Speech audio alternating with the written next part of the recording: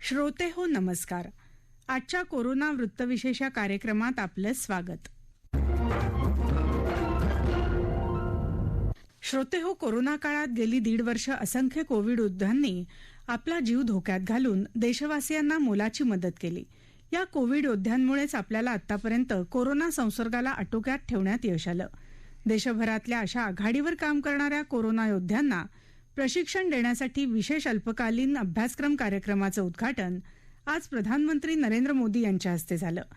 प्रधानमंत्री कौशल्य विकास योजना 3च्या अंतर्गत देशभरातल्या 1 लाखाहून अधिक कोरोना योद्ध्यांना या कार्यक्रमाअंतर्गत कौशल्य विकास प्रशिक्षण दिलं जाणार आहे. कोरोनाच्या दुसऱ्या लाटेतून आलेल्या अनुभवावर आधारित हा विशेष प्रशिक्षण कार्यक्रम देशातल्या सर्वोच्च तज्ज्ञांनी तयार केल्याचं प्रधानमंत्री नरेंद्र मोदी यांनी या कार्यक्रमाच्या उद्घाटनपर भाषणात सांगितलं. आज सकाळी 11:30 वाजता पंतप्रधान नरेंद्र मोदी यांनी दूरदृश्य प्रणालीच्या माध्यमातून या विशेष कौशल्य प्रशिक्षण कार्यक्रमाचा शुभारंभ केला. या उद्घाटन कार्यक्रमात प्रधानमंत्री म्हणाले, कोरोना के खिलाफ महायुद्ध में आज एक महत्वपूर्ण अभियान का अगला चरण प्रारंभ हो रहा है. कोरोना की पहली बैच के दौरान, जब पहला वेव था, उस दौरान देश में हजारों प्रोफेशनल्स स्किल डेवलपमेंट अभियान से जुड़े. इस प्रयास ने देश को कोरोना से मुकाबला करने की बड़ी ताकत दी. अब कोरोना की दूसरी वेव के बाद जो अनुभव मिले हैं, वो अनुभव आज के इस कार्यक्रम का प्रमुख आधार बने हैं. कोरोना की दूसरी वेव में हम लोगों ने देखा कि कोरोना वायरस का बदलना और बार बार बदलता स्वरूप किस तरह की चुनौतियां हमारे सामने ला सकता है. ये वायरस हमारे बीच अभी भी है और जब तक ये इसके म्यूटेड होने की संभावना भी बनी हुई है. इसलिए हर इलाज, हर सावधानी के साथ साथ आने वाली चुनौतियों से निपटने के लिए हमें देश की तैयारियों को और ज्यादा बढ़ाना होगा. इसी लक्ष्य के साथ आज देश में 1 लाख फ्रंटलाइन कोरोना वॉरियर्स तैयार करने का महाअभियान शुरू हो रहा है. श्रोते हो, या प्रशिक्षण अभ्यासक्रमासाठी देशभरातून सुमारे 2.25 लाख इच्छुक युवक युवती पुढे आले होते. मात्र पहिल्या टप्प्यात यातल्या 1 लाख युवक युवतींचा प्रशिक्षण शुभारंभ आज देशातल्या 26 राज्यांमधल्या 111 प्रशिक्षण केंद्रांवर सुरू करण्यात आलाय. या विशेष प्रशिक्षण कार्यक्रमात 3 महिन्यांचा कालावधी असणार आहे. कोरोना संकट काळात देशात आरोग्य क्षेत्रातील पायाभूत सुविधांचा मोठ्या प्रमाणात विस्तार झालाय. मात्र सध्या डॉक्टर्स, नर्सेस, तंत्रज्ञ आणि अनुषंगिक वैद्यकीय सेवा पुरवणाऱ्या यंत्रणेवर ताण आलाय. आगामी काळात कोविडच्या संभाव्य 3ऱ्या लाटेचा सामना करण्यासाठी या प्रशिक्षणामुळे कुशल असा प्रशिक्षित कर्मचारी वर्ग निर्माण होऊन आरोग्य क्षेत्रातली मनुष्यबळाची कमतरता भरून काढली जाणार आहे. सशक्त भारत, स्वस्थ भारत योजनेअंतर्गत हा कार्यक्रम सुरू करण्यात आला असून या कार्यक्रमासाठी 276 कोटी रुपये खर्च येणार आहे. यामुळे आरोग्य क्षेत्राला नवी ऊर्जा मिळणार असून रोजगाराच्या नव्या संधी निर्माण होणार आहेत. या अभ्यासक्रमात रुग्णांची प्राथमिक शुश्रूषा, आपत्कालीन आणि प्रगत अशी विशेष शुश्रूषा, नमुने गोळा करणं, याशिवाय रुग्णांची घरी जाऊन सर्वसाधारण काळजी घेणं आणि वैद्यकीय उपकरणं हाताळणी अशा 6 विभागात कोरोना योद्ध्यांना प्रशिक्षण दिलं जाणार आहे. गेल्या काही महिन्यात कोरोना व्हायरसमध्ये होत असलेले बदल लक्षात घेता आपल्याला पूर्ण तयारीत राहण्याची गरज असल्याचं प्रधानमंत्री नरेंद्र मोदी यांनी यावेळी सांगितलं. कोरोना संकट काळात स्किल, रिस्किल आणि अपस्किल हा महत्वाचा मंत्र असल्याचं सिद्ध झालंय, असं प्रधानमंत्री म्हणाले. देश के टॉप एक्सपर्ट्स ने क्रैश कोर्स डिजाइन किया है. आज 6 नए कस्टमाइज्ड कोर्स लॉन्च किए जा रहे हैं. नर्सिंग से जुड़ा सामान्य काम हो, होम केयर हो, क्रिटिकल केयर में मदद हो, सैंपल कलेक्शन हो, मेडिकल टेक्नीशियन हो, नए नए उपकरणों की ट्रेनिंग हो, इसके लिए युवाओं को तैयार किया जा रहा है.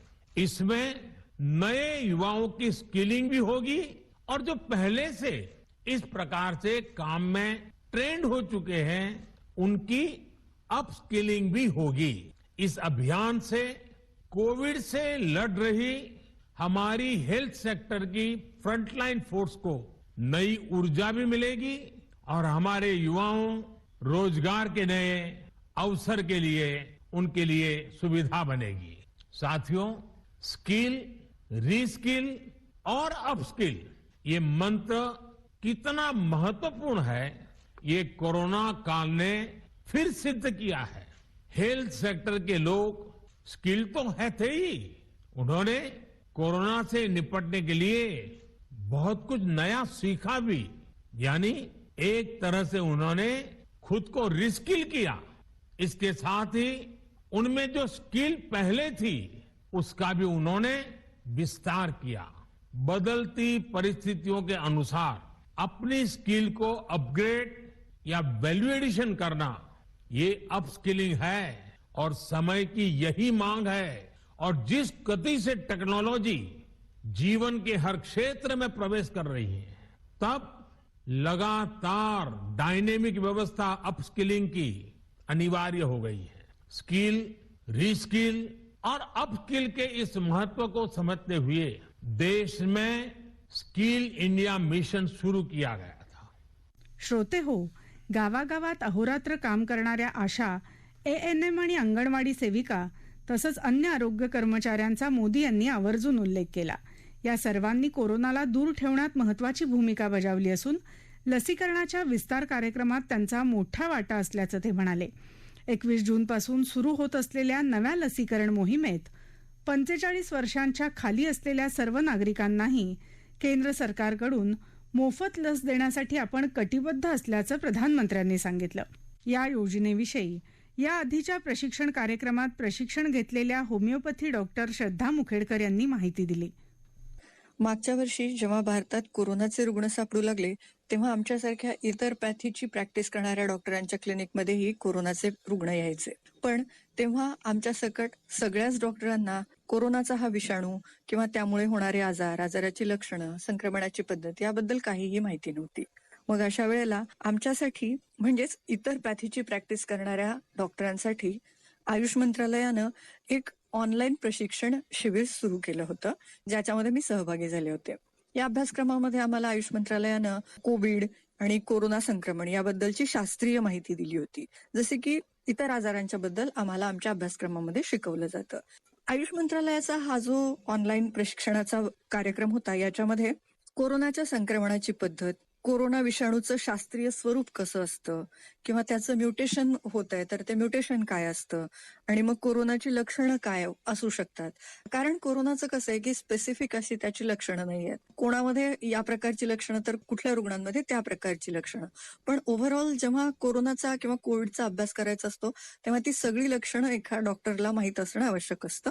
म्हणून मग ती सगळी लक्षणं ही आम्हाला त्याच्यामध्ये शिकवली गेली। यासोबतच आम्हाला कोरोनाचे प्रतिबंधात्मक उपाय, ज्याला आपण म्हणतो की कोरोनाचा प्रसार रोखण्यासाठी काय काय करता येऊ शकेल, याच्याबद्दल पण माहिती होती। आणि कोरोनामध्ये सगळ्यांनाच थर्मामीटरचा वापर किंवा पल्स ऑक्सिमीटर हे कसं वापरायचं ह्याचं पण शास्त्रशुद्ध प्रशिक्षण आम्हाला या कार्यक्रमामध्ये देण्यात आलं, जेणेकरून आम्ही ते इतरांनाही सांगू शकू। हा सगळा जो कार्यक्रम होता त्यामुळे आम्हाला आमच्या क्लिनिकमध्ये येणारे जे कोरोना रुग्ण होते ते लवकर ओळखता येऊ लागले आणि मग त्याच्यामुळे काय व्हायचं की कुठल्या रुग्णांना हॉस्पिटलमध्ये ऍडमिट करायची गरज आहे किंवा कोणाचा, ज्याला प्रोग्नोसिस असं म्हणतात, तर ते काय असू शकतं हे सगळं ठरवता येऊ लागलं। आणि मग त्याच्यामुळे काय व्हायला लागलं की असा जेव्हा रुग्ण यायचा तेव्हा मग त्याला पटकन आम्हाला सांगता यायचं की नाही, तुम्हाला या प्रकारच्या मदतीची गरज आहे आणि मग तुम्ही ह्या डॉक्टरांकडे जा किंवा या हॉस्पिटलमध्ये ऍडमिट व्हा किंवा तुम्हाला खरोखर कोरोना आहे की नाही हे पण प्रायमरी लेवलचे जे काही सिम्पटम्स आहेत ते ओळखता येऊ लागले। आम्हाला नेहमीच रिफ्रेशिंग कोर्स करायचे असतात, तर त्याच्यामध्येच कोरोनाचा हा जो कोरोना बाबतीत आयोजित केलेला जो प्रशिक्षण कार्यक्रम होता त्यामुळं आमचं जे काही ज्ञान होतं त्याच्यामध्ये नक्कीच भर पडली। आणि मग याच्यामुळं काय झालं की समाजामध्ये कोरोना बद्दलची जागरूकता निर्माण करताना आम्हाला या ऑनलाईन प्रशिक्षणामध्ये जे काही सांगितलं गेलं होतं, शास्त्रशुद्ध अशी माहिती देण्यात आली होती, त्याचा आम्हाला कोरोनाबद्दलची जागरूकता, कोरोनाचे प्रतिबंधात्मक उपाय याबद्दल जेव्हा आम्ही आमच्या पेशंटशी बोलायचो तेव्हा आम्हाला फार पटकन त्यांना समजावून सांगता यायचं. म्हणून मला असं वाटतं की आता पण जी काही आपल्या सरकारने परत एकदा प्रशिक्षण सुरू केलेलं आहे, जे पॅरामेडिक्स आहेत किंवा जे मेडिक्स आहेत त्यांच्यासाठी, तर मला असं वाटतं की ते जास्तीत जास्त सगळ्यांनी ते प्रशिक्षण घ्यावं, जेणेकरून आपल्याला या सगळ्या घेतलेल्या प्रशिक्षणाचा आपल्या स्वतःसाठी आणि समाजाला कोरोनापासून वाचवण्यामध्ये नक्की या ज्ञानाचा आपल्याला उपयोग होईल. आरोग्य पत्रकार सुजित तांबडे यांनी या योजनेविषयी आपलं मनोगत व्यक्त केलं. देशात 1,00,000 तरुणांना कस्टमाइज क्रॅश कोर्सच्या माध्यमातून जे प्रशिक्षण मिळणार आहे त्याचा फार मोठा फायदा हा आरोग्य यंत्रणेला होणार आहे, त्याचप्रमाणे सर्वसामान्य नागरिकांना देखील होणार आहे. पंतप्रधान नरेंद्र मोदी यांनी या उपक्रमाचे उद्घाटन केलेले आहे आणि त्या माध्यमातून या करोना योद्धे जे आहेत त्यांना 6 कस्टमाइज जॉबसाठी तयार केलं जाणार आहे. त्यामध्ये home care support, basic care support, emergency care support, sample collection support, medical equipment support अशा प्रकारचं जे कौशल्य आहे त्या कौशल्याचं प्रशिक्षण या 1,00,000 तरुणांना मिळणार आहे. आणि त्याचा फायदा जो 2 प्रकारचे प्रामुख्याने होणार आहे असं किंवा 2 क्षेत्रांना होणार आहे. त्यामध्ये पहिला म्हणजे आरोग्य क्षेत्राला, कारण मागच्या करोनाच्या ज्या 2 लाटा आल्या त्याच्यामध्ये असं लक्षात आलं की जे आपली आरोग्य यंत्रणा आहे त्या आरोग्य यंत्रणेवरती फार मोठ्या प्रमाणात ताण पडलेला दिसतो आणि हा मनुष्यबळाची देखील कमतरता त्यावेळेला जाणवलेली होती. आणि ते मनुष्यबळ जे प्रशिक्षित पाहिजे, कौशल्य असणार पाहिजे ते आपल्याकडे कमी होतं. मात्र हा जो आता उपक्रम हाती घेतलेला आहे त्याचा फार मोठा फायदा हा आपल्याला होताना दिसेल. त्याचं कारण आरोग्य यंत्रणेसाठी या 1,00,000 तरुणांच्या माध्यमातून एक मदत होणार आहे. त्याचा साहजिकच फायदा हा सर्वसामान्य लोकांना होताना दिसेल. हा झाला आरोग्य यंत्रणेच्या बाबतीत होणारा फायदा. त्याचप्रमाणे दुसरं महत्वाचं जे आहे की हे जे 1,00,000 तरुणांना जे प्रशिक्षण मिळणार आहे त्या प्रशिक्षणामुळे त्यामध्ये रोजगार निर्मिती जी आहे ती देखील होणार आहे. त्यामुळे रोजगार निर्मितीच्या दृष्टीने विचार करता हा एक फार मोठा महत्वपूर्ण अशा प्रकारचा उपक्रम आहे असं म्हणावं लागेल. त्यामुळे एकंदरीतच या उपक्रमांच्या माध्यमातून आपल्याला येणाऱ्या काळामध्ये देखील अजूनही करोनाचं संकट पूर्णपणे गेलेलं नाही, 3ऱ्या लाटेची जी शक्यता वर्तवण्यात येत आहे अशा सगळ्या ह्या पार्श्वभूमीवरती हा जो उपक्रम राबवलेला आहे त्या उपक्रमाचा खास करून जो फायदा होणार आहे तो म्हणजे आरोग्य यंत्रणेला जसा होणार आहे तसं सर्वसामान्य लोकांच्या पर्यंत हे या सगळ्या गोष्टीचा हा लाभ होताना दिसेल. त्याचबरोबर आज जे काही तरुणांमध्ये रोजगार निर्मितीचा एक प्रश्न आहे, त्याचप्रमाणे बेकारीचं प्रमाण वाढत चाललेलं आहे. करोनाच्या काळामध्ये अनेकांच्या ज्या नोकऱ्या गेलेल्या आहेत अशा ह्या सगळ्या परिस्थितीमध्ये नोकरीची किंवा रोजगाराची एक माध्यम जो आहे तो या उपक्रमाच्या माध्यमातून सुरू होणार आहे. ही एक अत्यंत महत्वपूर्ण आणि चांगली बाब आहे असं म्हणावं लागेल. आणि हे झालेले प्रशिक्षित झालेले जे करोना योद्धे आहेत यांचं प्रशिक्षण यांना मिळाल्यानंतर साहजिकच आहे त्यांच्या माध्यमातून आणखी काही लोकांनाही माहिती मिळू शकेल आणि त्यामुळं एकंदरीत समाजातील प्रत्येक घटकाला याचा फायदा होताना दिसेल. त्यामुळं हा जो एक महत्वपूर्ण अशा प्रकारचा उपक्रम राबवलेला आहे त्याचा नक्कीच येणाऱ्या काळामध्ये हे करोनाचं संकट आहे किंवा अन्य कुठलंही संकट आरोग्याच्या संदर्भात आलं तर त्याला आपण योग्य पद्धतीने मुकाबला करू शकतो. अशा प्रकारचा हा एक चांगला उपक्रम आहे असं म्हणावं लागेल. श्रोते हो, आगामी काळातही मास्क वापरणं आणि एकमेकांपासून अंतर राखणं अत्यंत गरजेचं असल्याचं प्रधानमंत्र्यांनी पुन्हा एकदा सांगितलं. त्यामुळे हात धुणं आणि मास्क वापरणं आणि एकमेकांपासून अंतर राखणं सुरूच ठेवलं पाहिजे. याबरोबरच आजचा कोरोना वृत्तविशेष हा कार्यक्रम संपला. हा कार्यक्रम आकाशवाणी मुंबईच्या प्रादेशिक वृत्त विभागानं सादर केला. सादरकर्त्या सरस्वती गोळेकर, निर्मिती सहाय्य विवेक वानखडे, लेखन आणि समन्वय राजेंद्र लेले आणि अपूर्वा बेडेकर, निवेदन प्रज्ञा जांभेकर.